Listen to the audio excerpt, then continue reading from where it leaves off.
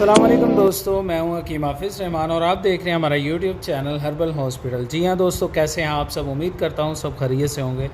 दोस्तों बढ़ते हैं हमारे आज के टॉपिक की जानिब। जैसा कि हमारा आज का टॉपिक है जी नमक सुलेमानी। जी हाँ दोस्तों, हमदर्द वालों का नमक सुलेमानी, आज इसके बारे में मुकम्मल रिव्यू देंगे आपको। इसके क्या क्या फ़वाइद हैं, इसका बेहतर इस्तेमाल क्या है, मुकम्मल तफसील के साथ इस वीडियो में बात की जाएगी। वीडियो को आपने एंड तक देखना है, बिल्कुल स्किप नहीं करना है, ताकि हर चीज़ आपको आसानी के साथ समझ में आए और आप इस वीडियो का भरपूर फ़ायदा हासिल कर सकें। दोस्तों बात करते हैं सबसे पहले नमक सुलेमानी के फ़वाइद के बारे में। ये हमदर्द वालों का नमक सुलेमानी है, ठीक है जी।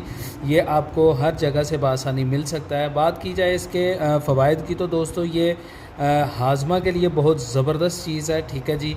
इसके अलावा तेज़ाबियत के लिए, अगर आपको मैदे में तेज़ाबियत हो जाती है तो इसके लिए भी आप इसका इस्तेमाल कर सकते हैं। ये इसके अलावा पेट दर्द में बहुत ज़बरदस्त चीज़ है, बदहज़मी के लिए बहुत ज़बरदस्त चीज़ है। इसके अलावा दोस्तों ये भूख की कमी को ख़त्म करता है, ठीक है जी।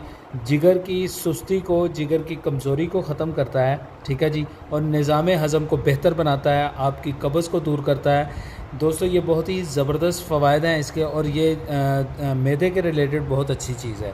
दोस्तों अगर बात की जाए इसके तरीक़ा इस्तेमाल की, तो ये 1 ग्राम खाने के बाद आप जो है ना इस्तेमाल कर सकते हैं। ये बड़ों की खुराक है, ठीक है जी। बड़ों के लिए 1 ग्राम खाना खाने के बाद ताज़ा पानी के साथ इस्तेमाल की जा सकती है। इसी तरह दोस्तों बच्चों के लिए अगर आप इस्तेमाल करना चाहते हैं, 6 से 12 साल तक की उम्र के जो बच्चे हैं उनके लिए आप आधा ग्राम जो है खाने के बाद ताज़ा पानी के साथ इस्तेमाल करवाएं।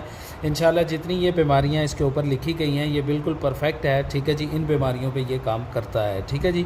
पाकिस्तान में इसकी बहुत कम कीमत है, यानी कि 80 रुपये का आपको अवेलेबल है। तो इंशाल्लाह उम्मीद करता हूँ आज की वीडियो आपको पसंद आई होगी। इसी बात के साथ आपसे इजाज़त चाहूँगा। इंशाल्लाह मिलते हैं नेक्स्ट वीडियो में, तब तक के लिए इजाज़त चाहूँगा। अल्लाह हाफिज़, अल्लाह निगहबान।